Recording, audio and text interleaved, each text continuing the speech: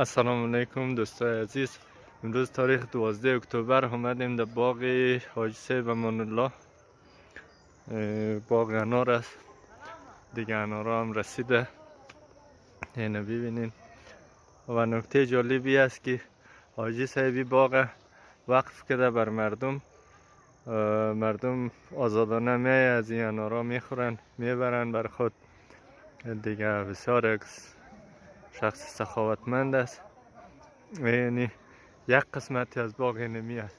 غروب آفتاب هم است، درست تصویر گرفته نمیشه دیگه. ما کوشش میکنم که تصویرهای خوب بگیرم.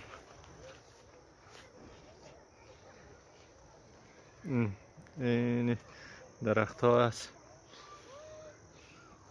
اگه یک قسمت براتون نشان بتونم، انارا هم رسیده. ایش منفجر